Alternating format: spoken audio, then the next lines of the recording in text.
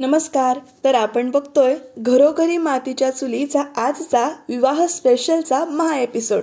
तर इथे बघा ओवी आणि सारंगने बूट घेतलेले आहेत आणि लगेच त्या ऋषिकेशच्या बाजूने म्हणतात शर्वरी मी आहे, ऋषिकेश एकटा नाही आहे. तर ऐश्वर्या पण म्हणते मी पण ऋषिकेशच्या बाजूने आहे, तुम्ही बूट लपवूनच दाखवा, आम्ही ते घेणारच आहोत असं म्हणून इथे या दोघांची जुगलबंदी चालू आहे. जानकीच्या बाजूने सारंग आणि ओवी हे दोघंच जण आहेत आणि ही दोघं आपली बूट घेत आहेत आणि पळून लपवून ठेवत आहेत कुठेतरी. किती छान असते ना ही रसम. थोडीशी मजा, थोडीशी नटखट मस्ती सगळं या रसमेमध्ये म्हणजे या पद्धतीमध्ये आपल्याला दिसून येतं. त्याच्यानंतर सगळे नवरदेवाला घेऊन आत येतात. तर इकडे बघा ओवीनं बूट कुठे लपवून ठेवलेत म्हणून ऐश्वर्या आणि शर्वरी बूट शोधतायत पण त्यांना काही मिळत नाही आहेत. त्यामुळे ते असं रूममध्ये कुठे बॉक्स खाली ठेवलेत का, बेड खाली ठेवलेत का, कपाटावर ठेवलेत का असं म्हणून शोधतायत आणि बूट आपल्यालाच मिळाले पाहिजेत असं म्हणून या दोघींचं इथे बोलणं चालू आहे. बघूया यांनी कुठे लपवून ठेवलेत वगैरे असं. तर इकडे जानकी गौरीहार पुजायला बसलेली आहे. तिच्या मनामध्ये विचार येत आहेत की एकटीच आहे, माझ्या माहेरचं कोणी नाही आहे. त्यात भर घालायला आपली ऐश्वर्या आलीच आहे. एखाद्या बाईनं बाईला समजून घ्यायचं असतं हे यांना कधी समजणार देव जाणे. त्यांच्या जखमेवर मीठ चोळायला मात्र या बायकाच पुढे असतात नाही का. इथे ती खूप इमोशनल झाली आहे की माहेरचं कोणी नाही वगैरे म्हणून. आणि ऐश्वर्या पण म्हणते की कोणीच नाही आहे. तर जानकी म्हणते नाही आई आहेत ना, आई आहेत माझ्या बरोबर असं ती म्हणते. तर ऐश्वर्या लगेच म्हणते अहो ती शेवटी सासूच किती झाली तरी आई होणार आहे का असं म्हणून तिथे उलटसुलट बोलत असे. तोपर्यंत इथे सुमित्रा येतात आणि म्हणतात हां असं नसतं, जे आपण जेवढं प्रेम देतो तेवढं आपल्याला परत मिळतं. या जानकीनं या घरात आल्यापासून आम्हा सगळ्यांना खूप जपलंय, त्यामुळं ती जेव्हा या घरात सून म्हणून आली तेव्हाच ती आमची मुलगी झाली. आणि नानासाहेबसुद्धा तेव्हा इथे येत आहेत आणि ते पण म्हणतात आम्ही दोघं आहोत तुझ्या बाजूने, तुझं कन्यादान आम्ही दोघं करणार आहोत. ऋषिकेशचे आईबाबा आम्ही आहोतच, पण ज्या दिवशी तू या घरात आलीस सून म्हणून त्याच दिवशीच तू आमची मुलगी झालीस आणि आम्ही असताना तू अशी काळजी कशाला करतेस. आणि सायली जानकी म्हणते की सायली येणार होती पण ती अजून का नाही आली. तर आई म्हणतात की आता बाकी कसलाही विचार करू नकोस, आम्ही दोघं आहोत तुझ्यासाठी, तुझं कन्यादान आम्ही दोघं करू, आम्हीच तुझे आई बाबा आहोत आणि तू आता गौरीहार पुजायला बस, मी तुला नंतर घेऊन जाते असं म्हणून त्या इथे ऐश्वर्या आणि सगळे तिला गौरीहार पुजायला बसवतात. खरंच आपण जसं प्रेम देतो तसंच आपल्याला मिळतं हे एक म्हणतात ना, ते अगदी बरोबर आहे. तर इथे बघा प्रेक्षकांना मुहूर्ताची वेळ टळत चालली असं भटजी म्हणत असतात. तोपर्यंत इथे एंट्री घेतली आहे आपल्या शालिनी मॅडमनी आणि काय त्या तोऱ्यात आलेली आहे ती. 2 मिनिटासाठी वाटलं हिलाच कशाला घेतलं, दुसरं कोणतरी आलं असतं तर चाललं असतं ना. पण तिचा तोरा बघून ऐश्वर्या आणि शर्वरी मात्र इथे तिच्यावर जाम फिदा झालेत. काय बाई आहे ही, कशी आली आहे, तोरा कसा आहे तिचा आणि असं असलं पाहिजे असं म्हणून तिचं त्या इथे कौतुक करतायत. पण इथे नीच आणि किती कपटी बाई आहे ह्या दोघींना माहिती नाही आहे. ऐश्वर्याला काय आपले समांतर धागे जुळले की कपटपणा करायला मजाच येते, पण शर्वरीला तरी कळेल ना जेव्हा ही कोण आहे, कशी वागते ती, तेव्हा मात्र तिचं तोंड कसं झालं होईल ते बघाच. तरी त्या विचारतात की या कोण आहेत म्हणून. तर तो माणूस सांगतो की या मोठं कोल्हापुरातलं प्रस्थ आहे, त्यांचं रिसॉर्ट इथे चालू आहे वगैरे. आणि मग सुमित्रा त्यांना म्हणतात की चहा पाणी वगैरे काहीतरी घ्या. तर लगेच ती नको मी काही खाणार नाही, नको मला फक्त ग्लास ऑफ वॉटर चालेल, सरळ शब्दात सांग ना पाणी द्या जरा असं म्हणून. तर लगेच तशी तोंडबिंडाशी वाकडी करत एका जागी येऊन बसले आणि आपला अवतार ठीक करायचा प्रयत्न करते. तर इथे बघा लगेच ऐश्वर्या आपलं सुनेचं कर्तव्य जे काही आहे ते पार पाडते. गुलाबकडनं पाणी घेते आणि ती ऐश्वर्या शालिनीला देते आणि तुमचं छान आहे ते वाक्य मग असं चांगलं म्हटलं तुम्ही, मुहूर्त माझ्यासाठी थांबतो वगैरे वगैरे. तर हो ऑब्वियस आहे असं म्हणून ती म्हणते आणि ऐश्वर्या बोलत असते तेवढ्यात म्हणजे ती ओळख करून देते की मी ऐश्वर्या. आणि ऐश्वर्या आपली ओळख करून देत असतानाच तिथे शर्वरी येते आणि ती म्हणते की मी शर्वरी, नमस्कार. मग आणि ह्या एकुलती एक मुलगी आहे मी इकडची, म्हणजे दादाची एकुलती एक बहीण आहे. मग अशी दादा तुम्हाला माझी ओळख करून द्यायचा विसरला, पण मी या घराची एकुलती एक मुलगी असं वगैरे ती इथे सांगते. त्यांना जरासं फनी वाटतं पण ठीक आहे चालू शकतं. आणि त्या दोघी गेल्यावर क्या बात आहे असं या दोघींच्या तोंडातून एकदमच येतं. आणि इथे ती बॉक्स ओवीला बघितलं का वगैरे तिला विचारतात तेव्हा ती म्हणते की ती छोटी मुलगी का. तर ती आली होती आणि तिच्या हातात काहीतरी बॉक्स होता आणि तो तिने इथे जिन्याखाली ठेवलाय. तर ह्या दोघींना तेच पाहिजे असतं आणि दोघींना इथे जिन्याखालचा बॉक्स शोधतात आणि त्यांना तो मिळतो बरं का. तर त्या बॉक्समध्ये बूट आहेत का नेमकं काय आहे माहिती नाही. तर इथे रुखवत किती छान मांडलंय दोघांचं. तर इथे भटजी सांगतात की आता नवऱ्या मुलीला घेऊन या, वेळ झाली आता लग्नाची, मुहूर्ताची वेळ झाली आहे. तर इथे ओवी आणि सारंग जानकीला घेऊन येतात. खूप सुंदर दिसते ना जानकी या ड्रेसमध्ये. तुम्हाला काय वाटतं, म्हणजे या साडीमध्ये ती छान दिसते ना, तुम्हाला काय वाटतं ते तुम्ही नक्की कमेंटमध्ये सांगा. तर इथे तिला घेऊन आल्यानंतर सगळ्यांच्या नजरा तिच्यावरच गुंतलेल्या आहेत आणि ती पण अशी म्हणजे ऋषिकेश पण तिच्याकडे असा डोळे असे हे करून बघतोय. खूप रोमॅन्टिक वाटतं इथे 2 मिनिटासाठी. आणि ती बसत असते, पण बसता बसता तिला असं आठवण येते की सारंगनी सांगितलं होतं की तो येणार आहे वगैरे आणि ही बसत का नाही आहे. म्हणून सुमित्राई आणि नानासाहेब विचारत, अगं जानकी बस, काय झालं, कोणी यायचंय का अजून, सगळे आलेले आहेत, आता कोणी येणार नाहीये असं म्हणेपर्यंत तोपर्यंत दारामध्ये सौमित्र आणि अवंतिका दोघंही आलेले आहेत. इथे जानकीला तर त्यांना काय सांगायचा प्रश्न पडलाय, पण सौमित्र आणि अवंतिकाला बघून ती स्वतःच म्हणते की सौमित्र, अवंतिका असं म्हटल्यावर सगळे त्यांच्याकडे बघायला लागतात. ऋषिकेश सुद्धा खाली बसलेला उठतो, सारंग सुद्धा खुश होतो, पण एक व्यक्ती सोडून सगळे आपले खुशीत असतात, ते म्हणजे नानासाहेब. अर्थातच त्यांचा राग पण साहजिकच आहे, पण ठीक आहे, लग्नकार्य आहे तर त्यांनी आत घ्यायला पाहिजे होतं त्यांना. पण इथे त्या दोघांना ते दाराबाहेरच थांबवतात. सौमित्र आपली बाजू मांडायचा प्रयत्न करत असतो. सुमित्राई म्हणतात की तो या घरचा मुलगा आहे, येऊ देत त्याला आत वगैरे असं.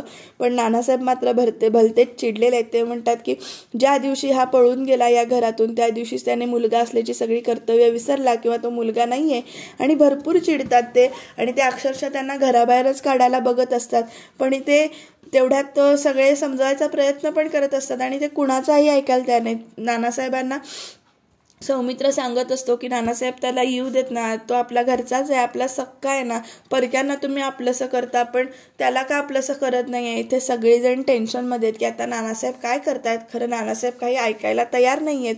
ते इकडे सौमित्र सारंगला सुद्धा ओरडत आहेत की तो मुलगा नाही आहे वगैरे असं, तो पळून गेला आहे आणि त्यानं मनाविरुद्ध सगळं केलं, निघून गेला, त्याच दिवशी त्यानं सगळं विसरायला पाहिजे होतं असं वगैरे. इथे जानकी मात्र खूप इमोशनल झाली आहे, कारण तिच्या जवळची माणसं वगैरे अशी कोणी नाही आहेत, त्यामुळे जास्ती ती इमोशनल झाली आहे. ऋषिकेश पण नानासाहेबांना थांबवायचा प्रयत्न करतोय, समजवायचा प्रयत्न करतोय, पण ते मात्र कुणाचंही ऐकायला कबूल नाही आहे तिथे. आणि ते अक्षरशः या दोघांना घराबाहेर काढायलाच बघत असतात, म्हणजे दार लावायला जातच असतात. आजीला सुद्धा इथे वाईट वाटतंय, शेवटी काय आहे, नातवंड आहेत त्यामुळं वाटणारच ना. फक्त ऋषिकेशबद्दलच त्यांना प्रॉब्लेम आहे, बाकी सगळ्यांबद्दल ते असं आपुलकीनंच वागत असतात. इकडे ऋषिकेश पण नानासाहेबांना बोलायचा प्रयत्न करतोय, सांगायचा प्रयत्न करतोय की आजच्या दिवस तरी येऊ दे वगैरे, पण ते काही ऐकायलाच तयार नाही आहेत.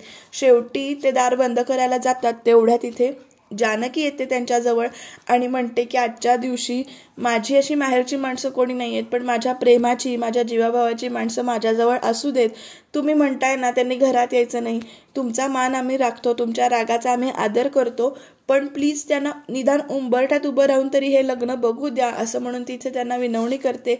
आणि अर्थातच ते म्हणतात की हे बघ, आजच्या दिवशी मी तुझं कल्याण करणार आहे आणि तुझ्या डोळ्यात पाणी नको असं इथे ते तिला सांगतात. आणि तिची मागणी मान्य केली जाते, कारण खरंच ते दारात का असे ना, पण ठीक आहे असं म्हणून ती विनवणी करते की उंबरठ्यातच उभं राहून त्या दोघांना हे लग्न बघू देत असं ती त्यांना वारंवार सांगते.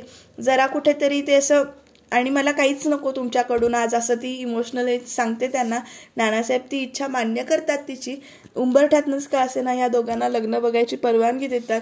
त्यामुळे बाकी सगळ्यांच्या चेहऱ्यावर जरासा स्माईल येते आणि ठीक आहे म्हणून सौमित्रसुद्धा इथे उभं राहतो, म्हणजे तिची मागणी मान्य केली जाते. म्हणून ती दोघांना भेटते, सौमित्रला आणि अवंतिकाला भेटते जानकी, आणि मग मंडपात जाते. पण इथे ऐश्वर्याच्या चेहऱ्यावर बघा कसे 12 वाजलेत. इथे ऐश्वर्याचं भूमिका किंवा ऐश्वर्याची जागा सुद्धा बरोबर आहे. काही का असे ना तिचं लग्न होणार होतं शेवटी त्याच्याशी, पण ठीक आहे जे काही झालं ते झालं असं म्हणून इथे जानकी मंडपात येते. तर सौमित्र आणि अवंतिका दोघं उंबऱ्यातच उभे आहेत आणि तो म्हणतो सौमित्र की थोडं सहन करायला लागेल, पण आपण करूया. दादा वहिनी नानासाहेबांचा ओरडा खाऊन आपल्या लग्नाला आले होते, आशीर्वाद दिले आपल्या लग्नाला, आणि आपण त्यांच्यासाठी एवढं करूया. ह्या घराच्या सावलीत तरी आहोत आपण, अंगण का असे ना, उंबरठा का असे ना, पण आपण या घराच्या सावलीत आहोत आणि आपल्याला इथूनच बघावं लागेल, थोडं सहन करूया असं म्हणतो तो तिला. इथे समजूतदारपणा दाखवला, पण बिचाऱ्या दोघांना ना काहीच दिसत नाहीये काय चाललंय ते तळमळत आहेत की पुढं बघायला, इकडे तिकडे असून सगळं बघतायत. आणि तेवढ्या तिथे ना क्षणाभरासाठी ते गायब पण झालेत. ऋषिकेश पण त्या दोघांकडे लक्ष ठेवून आणि ते उंबरठ्यातनं इकडे खिडकीत आलेत की खिडकीतून त्यांना लग्न व्यवस्थित दिसेल असं. खिडकीतून त्यांना सगळं व्यवस्थित दिसतही होतं, दोघं जण बघतही होते, पण तेवढ्यात नानासाहेबांचं लक्ष त्या दोघांवर गेलं आणि ते खिडकीचा अक्षरशः पडदा ओढून इकडे आलेले आहेत. असं एवढं करायला नको पाहिजे होतं, ते घराच्या आत नाही ना आलेले पण बाहेर उभे आहेत ना, पण ते सुद्धा त्यांच्या जागी बरोबरच आहेत. पण इथे बघा जानकीला आणि ऋषिकेशला तर आता काय करायचं हा प्रश्न पडलाय. तेवढ्यात जानकीला ना आरसा दिसतोय, तो तिथे रुकवतात ठेवलेला, आणि तो आरसा ती सारंगला सांगते की असा फक्त बाजूला असा करून ठेव, म्हणजे जर असं त्याचा अँगल बदल, जेणेकरून आरशातनं जे काही विधी चाललेत ते त्या दोघांना दिसतील, अशी तिच्या डोक्यात कल्पना येते. इथे जानकीचं डोकं मात्र भारी चाललं आरसाला बघून, की रिफ्लेक्शन प्रतिबिंब कसं दिसेल हे तिनं इमॅजिन केलं, आणि त्या दोघांना त्यांचं लग्न व्यवस्थित दिसत आहेत, आणि ह्यांना सौमित्र आणि अवंतिका आरशात दोघंही दिसत आहेत. इकडे सुमित्रा आईला पण असं मन खातं आहे, पण काय करणार, काही बोलू शकत नाही. इकडे शर्वरीला सुद्धा असं हा ठीक आहे वगैरे असं चाललेलं आहे, सगळ्यांच्या चेहऱ्यावर स्माईल आलेला आहे. आणि इकडे लग्नाचे विधी चालू झालेले आहेत, मंगलाष्टक सुरू आहेत, शुभमंगल सावधानचं गजर होतोय सगळीकडे. या ज्या काही बायकांनी मंगलाष्टक आपल्या आवाजामध्ये वेगळ्या पद्धतीनं वेगळी म्हटली, ती सुद्धा इथे छान म्हटलीत प्रेक्षकांनो. खूप छान असं वातावरण तयार झालं इथे. आणि नंतर अंतरपाट दूर केल्यानंतर इकडे हार घालण्याचा जो काही विधी असतो तो चालू होतो, पण इथे थोडी चेष्टा मस्करी चालू होते. सारंग पण इथे डोळ्यात आसू आहेत आणि चेहऱ्यावर हसू आहे, असं दोन्ही ह्यानं बघतोय. सौमित्र आणि अवंतिका पण खुश झालेत लग्न बघून.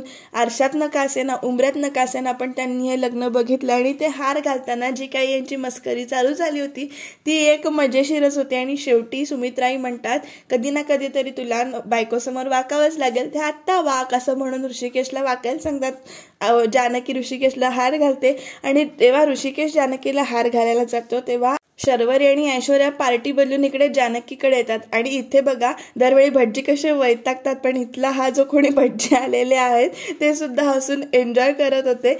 इथे उचली किंवा असं हे नव्हता प्रकार, त्यामुळे मला पण इथे आवडलं यांची चेष्टा मस्करी. आणि दोघांनी एकमेकांना हार घातला. सौमित्र अवंतिका पण हे लग्न बघून खुश झाले. आणि मग त्याच्यानंतर कन्यादानाचा विधी. बघूया पुढे काय होतंय ते.